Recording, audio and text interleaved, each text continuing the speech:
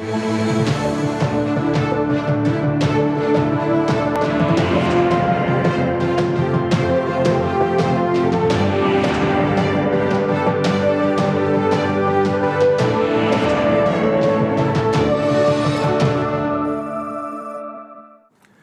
pessoal. O Câmara Aberta continua repercutindo a discussão feita no Câmara Debate sobre o regime militar. O programa recebeu 2 convidados com opiniões diferentes sobre o assunto e nós resolvemos ampliar ainda mais a discussão aqui no Câmara Aberta. Por isso, convidamos eles, desta vez separadamente, para que tenham ainda mais espaço e possam defender o pensamento que têm sobre esse período da história do nosso país. Hoje o nosso convidado é o comandante Bustorff, que representa a Associação dos Militares da Reserva da Paraíba. O Câmara Aberta está no ar.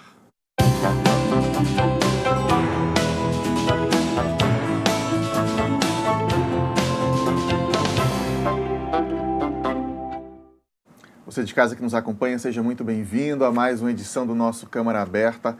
Comandante Bustorff, bem-vindo mais uma vez à TV Câmara, muito bom recebê-lo novamente. Muito obrigado, é uma satisfação voltar à TV Câmara. Aproveito para cumprimentar todos os telespectadores do Câmara Aberta e a você também, Lael. Vamos lá, vamos começar essa discussão e para a gente começar, eu separei um trechinho do Câmara Debate, né, que o nosso outro convidado foi o professor Paulo Giovanni, ele é o presidente da Comissão Estadual da Verdade. Então a gente separou alguns pedaços do programa para que a gente possa discutir nesse programa de agora. Vamos ver o primeiro. Eu discordo assim, do comandante Bustorff pelo próprio termo, né? O próprio Ernesto Gades, foi um dos presidentes militares, né? Ele primeiro disse que o conceito de revolução não se aplicaria para o que aconteceu em 64. Em 64 nós tivemos um golpe de Estado, né? É um dos militares instituíram um governo legal, legalmente eleito, né? Que estava na... Nós tínhamos, sem dúvida, uma questão, um momento de confronto, né? E os militares têm uma tradição que vem desde da Guerra do Paraguai, de fazer intervenções políticas, mas sempre teve a tradição de fazer intervenção e depois devolver o poder aos civis. Isso aconteceu na República, aconteceu em 30, né, com Getúlio, aconteceu na instituição de Getúlio em 45.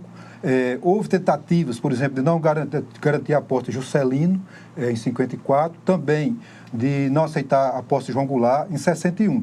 Mas pela primeira vez em 64 os militares atuaram, né, no sentido de instituir um governo e ficar no poder. Tá aí, desse primeiro trecho, comandante, eu quero destacar o seguinte, ali ele estava respondendo ao fato do senhor tratar como revolução. Foi revolução ou foi golpe? Não foi golpe, isso é um jogo de palavras. Inclusive, há um outro segmento, também favorável ao movimento em 31 de março, que diz que foi uma contra-revolução. Por que isso? Porque uma contra-revolução que se opôs a uma revolução que estava sendo urdida pela esquerda contra o próprio governo de João Goulart. Porque João Goulart, apesar de ser esquerdista, ele era meio lento nas suas ações. Os esquerdistas tinham pressa em implantar o comunismo no Brasil. Daí porque há alguns estudiosos do assunto que tratam como a contra-revolução, mas nunca como golpe, porque é um golpe em que a sociedade clama, em que a imprensa clama, em que a igreja clama para que ela aconteça. Isso é fácil de constatar. É bastante nós pegarmos as manchetes dos jornais, das revistas da época e ver o que elas dizem acerca do acontecimento. Agora, os militares tinham a ideia, a missão, o objetivo de devolver depois esse poder, de tentar organizar uma maneira diferente, ou eles de fato queriam o poder e continuar no poder? Inicialmente, havia realmente a intenção de acomodar as coisas que estavam bastante conflagradas e restituir o poder aos civis. Porque, na verdade, o lugar do militar é no quartel. Nós sempre comungamos essa opinião. Entretanto, é bom que se veja a transformação que o Brasil sofreu naquela época. Para que você tenha uma ideia, nós éramos a 70ª economia do mundo. E, num breve espaço de tempo, nós passamos a ser a 8ª economia. E talvez isso fez com que alguns, vendo essa oportunidade ímpar de desenvolver o Brasil, decidiram permanecer um pouco mais de tempo. E é bom que se diga, fomos nós que tomamos a iniciativa de devolver. A lei da anistia foi promulgada no governo de Figueiredo e foi iniciativa dos militares. A transição democrática feita por Geisel foi iniciativa dos militares. Poder pelo poder não nos atrai. Porque o poder que hoje nós temos, que nós vemos, o que é que atrai, o que é que leva o político a buscar o poder? São as vantagens que ele obtém. Se nós vermos toda a fortuna angariada por todos os presidentes do regime militar, elas não chegam a 1/10 do que o seu presidente Lula, por exemplo, tem hoje. Comandante, o que é que o senhor listaria, então, de aspectos positivos desse período? O senhor viveu este período, o senhor cresceu nesse período, o senhor foi militar também ainda nesse período. O que é que o senhor listaria de aspectos positivos e talvez até aspectos que fazem as pessoas, algumas pessoas, uma parcela da sociedade, pedir a volta de um regime militar hoje? Veja bem, o professor, ele citou no debate que havia um mito do povo gostar do passado, porque o passado sempre foi melhor que o presente. Interessante, porque há mais de 20 anos, já deixamos o poder, então há mais de 20 anos que nós somos ainda a instituição mais respeitada do país, inclusive acima da igreja. Isso aí é um reflexo de tudo que foi vivido e foi feito naquela época. O Brasil, como eu disse anteriormente, vivia numa situação caótica, uma inflação galopante, não havia respeito às instituições, a corrupção, já naquela época, embora em bem menor vulto do que hoje, mas também prosperava no nosso ambiente político. E quando os militares assumiram, isso evidentemente, foi defenestrado. Então acabou a corrupção, acabou. E nós tivemos uma onda de crescimento, que foi nada mais, nada menos que procurarmos fazer um planejamento eficiente, aproveitando as potencialidades econômicas, as potencialidades naturais do Brasil, o que fez que nós emergíssemos entre as nações como um país que estava dando certo. E é vendo isso que hoje a sociedade clama por uma intervenção militar. Mas que, como já lhe disse, essa intervenção não faz parte dos planos dos militares, porque hoje só haverá uma intervenção militar se devidamente convocada por um dos três poderes, conforme determina a Constituição. E o senhor acha que a gente pode caminhar para isso, se a situação do país não mudar, se não vierem próximos presidentes, próximos governadores que agradem ou que consigam resolver parcela dos nossos problemas? Espero que não. Espero que não, porque acredito que o Brasil já amadureceu bastante. O povo está vendo, inclusive, esse sofrimento que estamos passando atualmente, já nos mostra que o caminho é uma escolha adequada dos homens que vão nos governar, homens ou mulheres que vão nos governar. E se nós, com todo esse cabedal, esse potencial humano que nós temos, porque há muitos políticos corretos e decentes, tenho certeza que no próprio meio político nós vamos encontrar os líderes que vão nos conduzir ou reconduzir ao caminho certo. Eu vou chamar mais um trecho aí da entrevista do Câmara Debate, né? Mais um trecho do professor Paulo Giovanni, para a gente comentar aqui. Vamos assistir. Eu acho muito difícil, né, que os comandantes não soubessem, né, do que estava acontecendo nos quartéis. Claro que era um momento de radicalização, se inicia a luta armada a partir de 67, 68, né? Mas assim, acho que a tortura no Brasil, que infernizou a vida de milhares de pessoas, de centenas de pessoas, né, foi uma prática de política de Estado. Nós temos, por exemplo, no caso da Paraíba, recentemente nós tivemos uma audiência com o sargento Marinho, que hoje é um promotor aposentado do Estado do Ceará, e que foi acusado de várias pessoas em Campina Grande que ele tinha torturado, né, inclusive no espaço de uma granja privada que foi cedido pelos comerciantes de Campina Grande. Ele negou a prática de tortura, mas depois foi confrontado com pessoas que sofreram tortura e ele só ficou. Então, eu acho que a prática de tortura foi uma prática realmente de política de Estado, no sentido de combater a esquerda e principalmente as ações armadas da esquerda. A prática de tortura foi uma política de Estado. Era isso que ele estava afirmando, respondendo ao senhor quando o senhor falou que acreditava que não fazia parte do posicionamento dos líderes.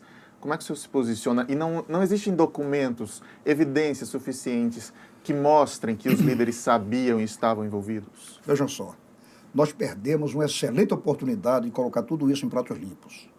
A lei que criou a Comissão Nacional de Verdade tinha como um dos seus objetivos de resgatar a verdade histórica. Agora, a verdade histórica só podia ser resgatada se ela fosse buscada por olhos isentos. Dos 7 membros, eu vou citar somente 4 casos. Da Comissão Estadual da Comissão da Verdade. Nacional da Verdade. Ok. Por que Nacional da Verdade? Porque a estadual não teve muita repercussão, é uma coisa muito, digamos, circunscrita aqui. Inclusive, eu não vivia aqui à época. Mas eu posso citar. Primeiro, o mentor da Comissão da Verdade, Paulo Vanucci. Paulo Vanucci hoje é um dos membros do Brasil, é um dos representantes do Brasil na Comissão de Direitos Humanos da OEA, Organização dos Estados da América. Paulo Vanucci foi terrorista. Ele, inclusive, fazia parte do grupo de Carlos Marighella, que é autor do mini manual de guerrilha, até hoje, em documentos mais bem feitos em termos de guerrilha urbana no mundo. O senhor usa o termo terrorista para se referir ao que a gente vê em livros de história como guerrilheiros, é isso? Não. O guerrilheiro, sim, o guerrilheiro é, digamos assim, aquele que enfrenta. O guerrilheiro que estava no Araguaia, que estava numa situação de combate, ele estava ali pronto para ser morto ou para matar. Esse é um guerrilheiro. É um combatente. Embora com ideologia diferente, mas é um combatente. O terrorista é aquele que usa a ação insidiosa, usa a surpresa, usa a disfarçatez para perpetrar atos de terror, sobretudo atos contra pessoas que são completamente inocentes. A nossa atual presidente da República se encaixa em algumas dessas definições, na sua opinião? Ela participou do movimento terrorista, ela fez parte do grupo terrorista, a Ação Popular. Inclusive, ela esteve participando do famoso assalto ao cofre do Adhemar de Barros. Tanto que ela foi presa, ela foi julgada, teve direito à defesa e cumpriu sua pena, salvo engano, de 3 anos e saiu ilesa. Mas, evidentemente, que hoje ela diz para todas que foi torturada. Né? Por falar nisso, é interessante dizer, a advogada da então Dilma Rousseff, julgada pelo Tribunal Militar, teve como a advogada da Dilma foi uma dos membros da Comissão Nacional de Verdade. Então, eu pergunto a você, que isenção tem essa senhora para buscar a verdade histórica? E o senhor continua afirmando que os líderes não tinham envolvimento com isso? Sem dúvida nenhuma. E, como eu disse aqui, de forma taxativa e muito corajosa, eu afirmo que houve tortura sim, mas não foi jamais política de Estado, foi uma coisa pontual, feita sobre absoluta divergência e discordância de quem estava à frente do governo.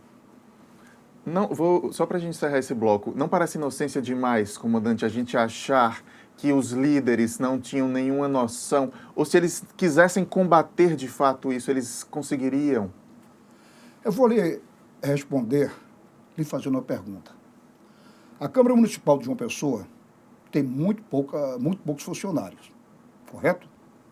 Será que eu poderia atribuir ao presidente da Câmara a pecha, digamos assim, de ladrão, de desonesto, porque um dos seus funcionários estava cometendo um ato dessa natureza?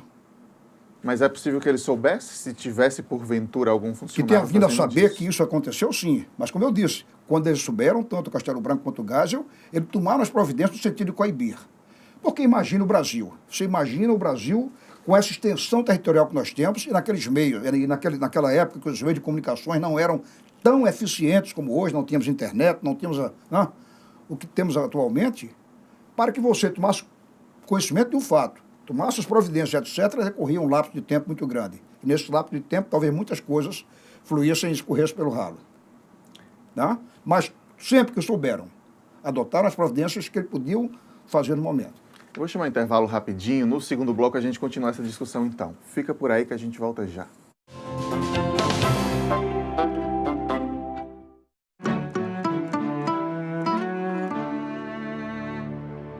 Hoje eu resolvi cantar pra essa cidade que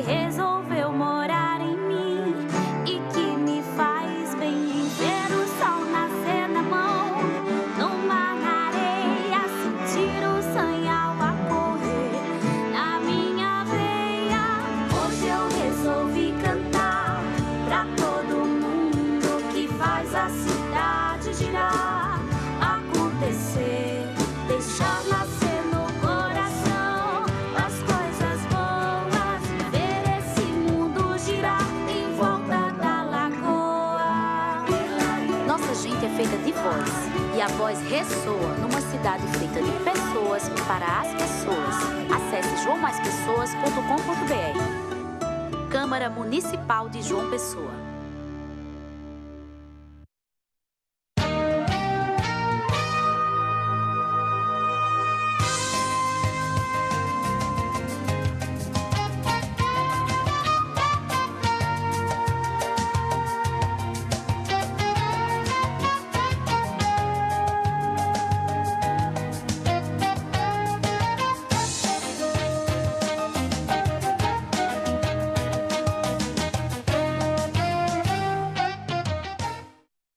A Câmara de João Pessoa criou leis que favorecem você. Vem ver? Microempresas instaladas em imóveis residenciais pagam apenas um IPTU.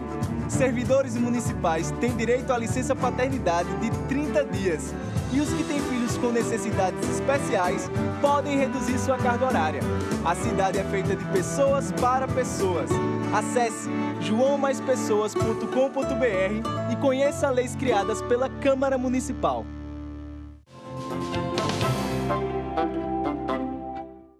O Câmara Aberta está de volta e hoje estamos repercutindo uma discussão feita no Câmara Debate, que apresentou opiniões diferentes sobre o regime militar.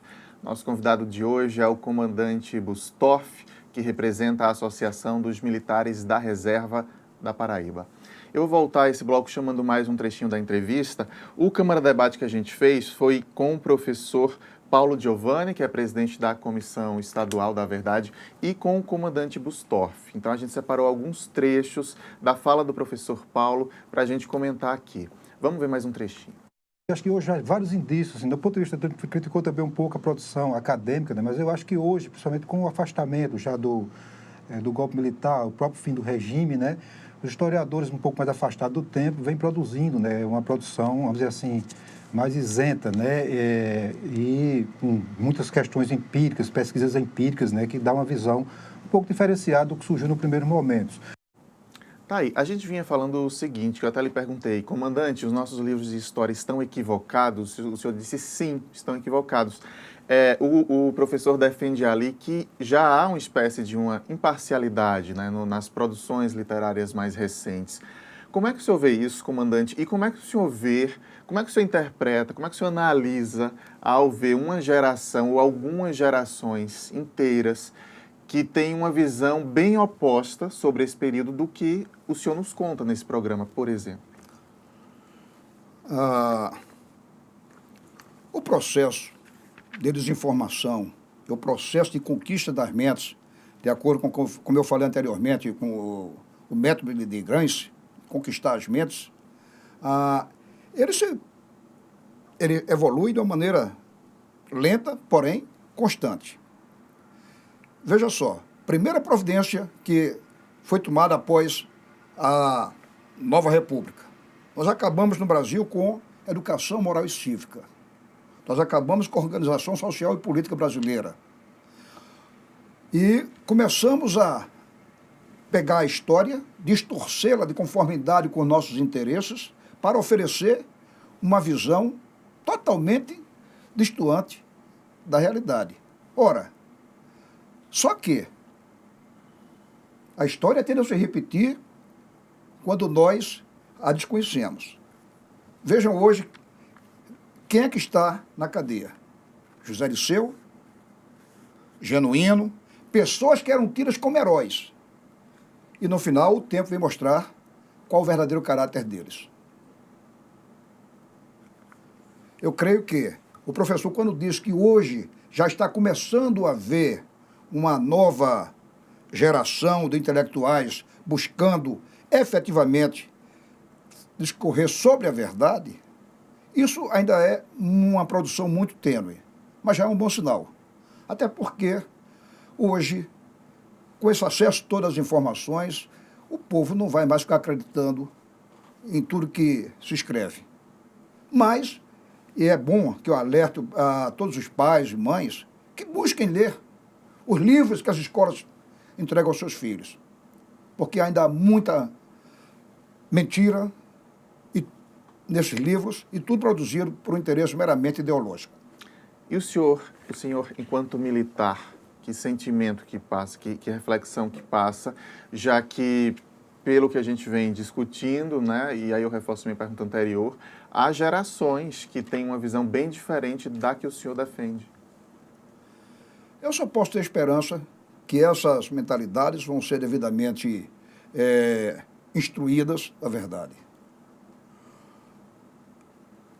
Nós estamos vendo, hoje eu vou dar um exemplo, nós temos o Luiz Carlos Pondé, que é um filósofo, que na sua juventude ele foi comunista. Nós temos o Reinaldo, que é colunista da Veja, que também já foi comunista. Nós temos o Olavo de Carvalho, também já foi comunista. E hoje são verdadeiros, assim, arautos, tá? De uma outra mentalidade. Da direita. Da direita, sim. Ser direita não é pecado. A democracia tem espaço Claro. para todos, para quem é de esquerda, para quem é de direita.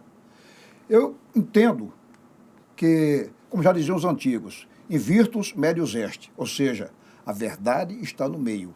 O radicalismo não é bom para quem quer que seja, de esquerda ou de direita. Eu, como brasileiro, e tenho certeza que a maioria dos militares comum do mesmo pensamento que eu, o que nós queremos é um Brasil democrata, um Brasil com paz, um Brasil onde nós não percamos 50 mil vidas por ano, como acontece hoje, fruto da violência, onde os jovens estão inteiramente sendo destroçados pelas drogas, onde a família, a figura do pai, da mãe, a família do professor, que já não são mais respeitados. Isso aí que nós temos hoje é fruto justamente do afastamento daqueles valores que nós professávamos antes.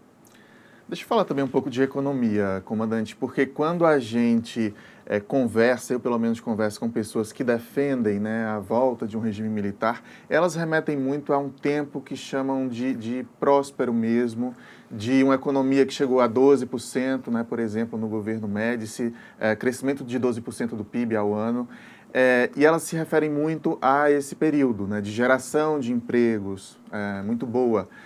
Mas aí eu vou me remeter aos livros de história também que chegaram à minha geração. Eu sempre estou recorrendo a isso para que o senhor possa aí concordar, discordar, explicar.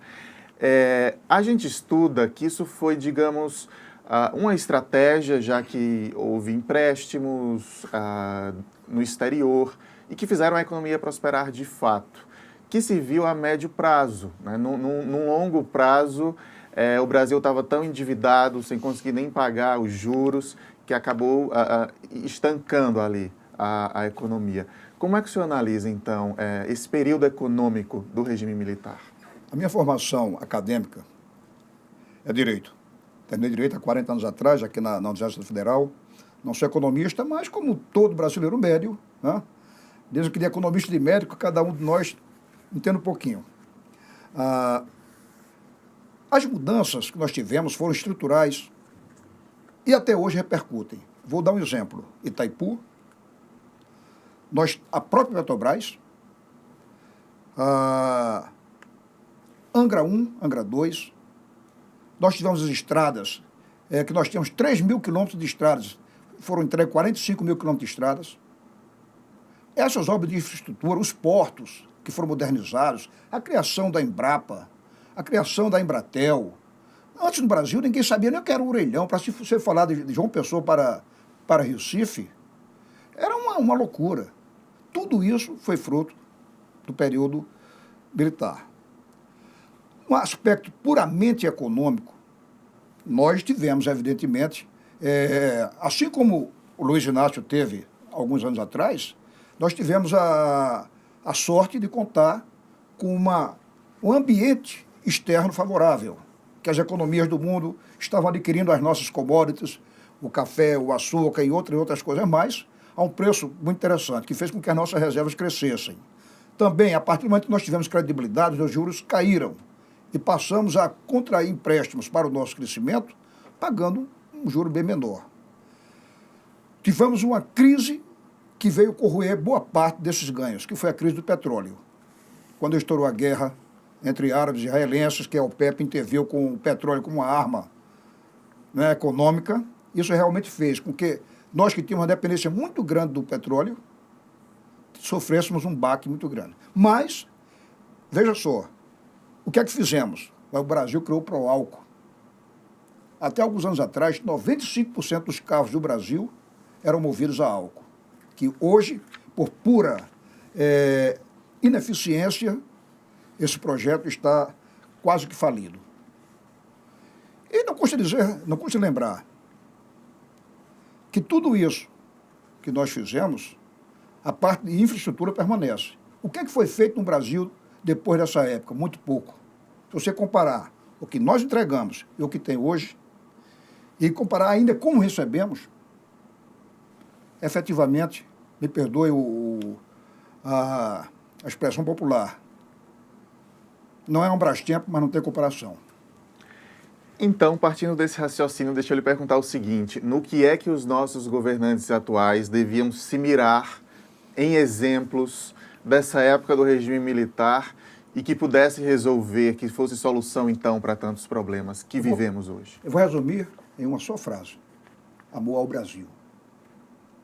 Se esses nossos políticos, nossos dirigentes, tivessem mais amor ao Brasil e menos interesse em aumentar o seu patrimônio, nós teríamos um Brasil diferente. Somente isso. Amor ao Brasil. O senhor acha que é possível a gente chegar num país melhor, num país que resolva tantos problemas sociais, no caminho que estamos caminhando hoje? Sim. Como eu disse, nós temos um potencial humano muito grande. Só que a única via que vai efetivamente alavancar o crescimento econômico do Brasil, vai aumentar o nosso IDH, vai transformar efetivamente a nossa nação, é a educação. Só que a educação, que nós teimamos em não reconhecer como o melhor instrumento, basta ver a nossa colocação no PISA, estamos numa comparação com países africanos. Na hora que os nossos governantes entenderem que a educação é o caminho a ser trilhado, vai levar tempo, mas nós iremos chegar lá. Comandante Bustoff, muito obrigado pela presença mais uma vez aqui. Portas sempre abertas para a ASMIR, para o senhor, para a gente continuar discutindo assuntos como esse. Muito obrigado mesmo. Agradeço imensamente a oportunidade, em nome da ASMIR, e estamos sempre à disposição para qualquer solicitação nesse sentido. Okay? Até a próxima, então. Muito obrigado. O Câmara Aberta de hoje termina agora. Eu lembro a você de casa que pela internet a gente está sempre em contato com você. Pelo Facebook ou pelo YouTube, o endereço dos nossos canais é TV Câmara JP. Muito obrigado pela companhia em mais esta edição e a gente se vê na próxima. Tchau.